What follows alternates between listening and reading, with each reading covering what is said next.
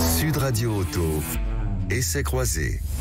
Chaque dimanche, Sud Radio et ses partenaires de Mobility TV essayent pour vous un véhicule sur le marché du neuf. Aujourd'hui, on vous propose de gagner au loto, que dis-je, à l'euro-million, pour pouvoir vous offrir la voiture qu'on va essayer, qui est une voiture du futur, une grosse limousine exceptionnelle, BMW i7, qu'on essaye avec Mélina Priam, journaliste à l'Autojournal. Bonjour à vous. Ne tirez pas la langue, Mélina, c'est pas poli. Vous êtes aussi avec Cédric Fréhour. Bonjour à vous, Cédric. Bonjour, Jean-Marie. Fondateur de la plateforme Sans Bornes, et avec Stanislas Laroumet. Bonjour à vous. Bonjour Jean-Marie. Fondateur de Ma Voiture Idéale. Pourquoi vous m'avez tiré la langue quand j'ai parlé de la BMW i7, Mélina Priam? Non, j'ai pas tiré la langue, j'ai fait la moue parce que moi j'ai un peu de mal avec cette voiture. Ouais. C'est vrai que c'est une voiture extraordinaire, impressionnante, gigantesque, tout ce qu'on veut. Je propose qu'on mette tout le monde au courant, qui comprenne de quoi on parle. C'est une voiture pour millionnaires, voire milliardaires plutôt, qui coûte au bas mot 200 000 euros. Non, 151 800 € en prix de base. Hors option. Hors option. Mais Donc, on est pas à de malus. Exactement. Donc on est à 200 000. Effectivement, il n'y a pas de malus. Il pourrait y avoir un malus au poids, puisque cet engin pèse 2 tonnes 7. Donc moi je suis désolée, mais j'ai pas mon permis poids lourd.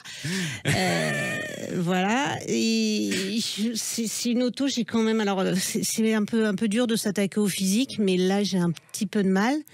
Et pourtant je sais que Vous généralement... la trouvez pas belle?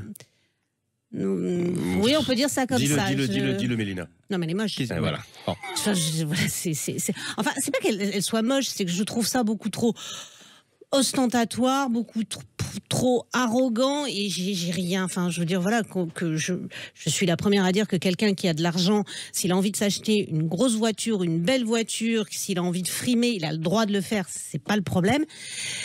Mais là, c'est un peu too much, quoi. Sauf que là, c'est l'aspect extérieur. On peut aussi parler avec le romantique qui est facilement séductible. Cédric Fréhour, ce qu'on a à l'intérieur est absolument exceptionnel en termes de confort. Exceptionnel. Un écran avec une définition de 8K. Ouais. Même à la maison, on n'en a pas. Non, c'est ça. Et ça, c'est pour les places arrière. Il faut s'imaginer que cet immense écran se déploie du plafond. C'est incroyable. Les sièges arrière, avec l'option qui va bien, c'est mieux que dans certaines classes business, des meilleures business aériennes. Et alors, ce qui est bien, c'est que quand tu déploies l'écran, donc pour les passagers arrière, tu ne vois plus rien dans ton rétroviseur intérieur en tant que conducteur. C'est assez formidable. Oui, mais il reste les rétros extérieurs, c'est pas très grave. Et puis en plus, elle est quasiment autonome, donc la voiture conduit presque pour toi. Le donc confort, t'es sauvé, tu vois. Vous pouvez vous allonger comme dans un transat à l'arrière. Et massant. Le siège est massant.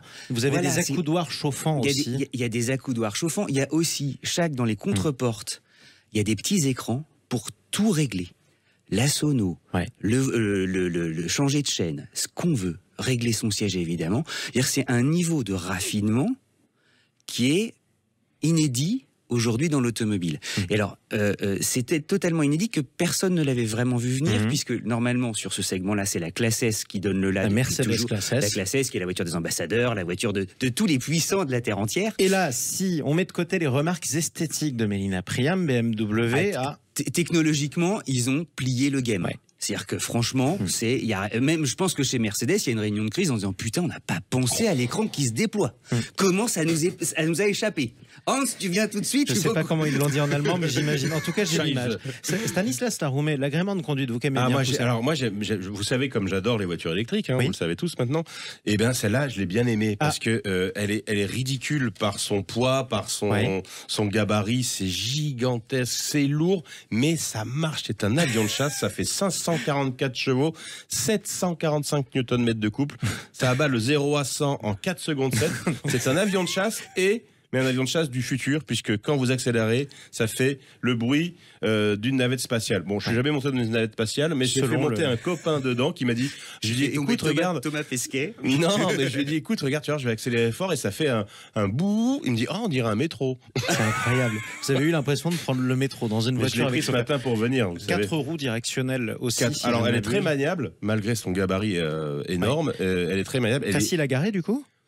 Quand même pas trop, non. On se gare mieux avec une Smart. Elle est très maniable, hyper confortable, bien finie, et puis c'est vraiment une expérience de conduite assez intéressante, assez ahurissante, parce que comme le disait Cédric, c'est vraiment un ovni. Il y a pas grand chose d'équivalent sur le marché. Après, bon, la ligne Je n'en parlerai pas. Je préfère ne pas en parler. Mais c'est incroyable. Le camarade Jean-Luc Moreau, qu'on retrouve tous les samedis à 11h, dont on parle auto sur Sud Radio, va très bien. Il m'a parlé d'un tapis volant à cause du silence de cette voiture. Est-ce que quelqu'un peut... C'est effectivement, nous c'est une auto qu'on a eue à l'Autojournal que l'on a mesurée. Voilà, c'est la voiture la plus silencieuse de toute notre base de données. Alors que c'est la plus lourde aussi. Alors presque. Oui, alors c'est une des plus lourdes, mais c'est vrai que à la fois vous avez une insonorisation qui est absolument remarquable, et en plus vous partez d'un moteur électrique qui ne fait pas de bruit. Donc vous associez deux éléments qui font que c'est effectivement en termes de confort. Il y a sans doute, alors peut-être à moins d'aller chercher chez Rolls ou chez Bentley, il y a rien de mieux actuellement. Cédric Fréau. C'est spectaculaire évidemment aux places arrière, mais c'est spectaculaire aussi pour le chauffeur. Pourquoi? L'ambiance à bord, la décoration. Il y a des LED incrustés. Et c'est Dubaï. On peut mettre l'ambiance qu'on veut. D'ailleurs, ils sont prédéfinis. On peut avoir un truc très zen. Et l'ambiance, ça va jusqu'à quasiment la ventilation. Une petite lumière, un fond sonore qui vient justement vous relaxer si vous voulez. Si c'est ultra sportif, tout devient rouge. Mais tout devient rouge avec des nuances. On a l'impression... Il y a un côté aquarium. Je sais pas si vous avez utilisé ce truc-là. Mais je t'assure, moi, t'es bouche bée. Tétanisé. Un mot, Stanislas Aroumet? Oui, c'est que en fait, cette i7, c'est la remplaçante de la série 7 qui s'appelle maintenant i7, mais qui existe aussi en hybride rechargeable et même en diesel, qui ne vendront pas beaucoup. Il retrouvera toujours la version thermique, quoi qu'il arrive. Bien sûr. Bien sûr, quoi qu'il arrive. Dernier point, à qui elle s'adresse? Ça, c'est important, parce que même un chef d'entreprise français, et chez français, on l'imagine mal se déplacer. Donc, à qui elle s'adresse sur la planète? C'est plutôt pour les Émirats, à Dubaï, ouais, c'est ça, aux Chinois et aux Américains un petit peu. Voilà. À quelqu'un, en tout cas, c'est pour du luxe ostentatoire. Ouais, juste un truc sur le prix. C'est une voiture qui va se louer. 90% des voitures électriques, elles se louent. Là, elle sort à 1 500, 2 000 euros par mois. Ce qui, pour une entreprise, même si ça peut paraître excessif... Pour la tienne, ça va. Face à une Model S, Model S, à côté, elle a pas ce raffinement-là, elle ressort au même prix. Donc ce sera aussi une voiture de flotte. Ce sera une voiture, évidemment, de flotte. Alors, comme elle mesure 5,40 m, elle est difficile à garer. Bon, faudra faire un nouveau parking souterrain, quoi qu'il en soit. Merci pour cet essai du futur, en tout cas à tous les trois, la BMW i7. J'ai peut-être pas donné la parole à Mélina Priam, vous aviez quelque chose à ajouter? Non, pas vraiment. C'est une voiture absolument démesurée dans tout le sens du terme et à tous les niveaux. Mais voilà. Mais moi, j'ai du mal aussi à trouver cette voiture électrique écologique. Ouais. Parce que toute cette démesure, c'est aussi un non-sens écolo. On parle d'une voiture, je voudrais juste le rappeler, pas d'un centre de bien-être ou d'une salle de cinéma. Et bon, écoutez, toutes les prestations sont incluses, quoi qu'il en soit. Merci beaucoup Mélina Priam, Cédric Fréau, Stanislas Laroumet. Merci. Nouvel essai croisé avec Mobility TV, ce sera dimanche prochain à la même heure.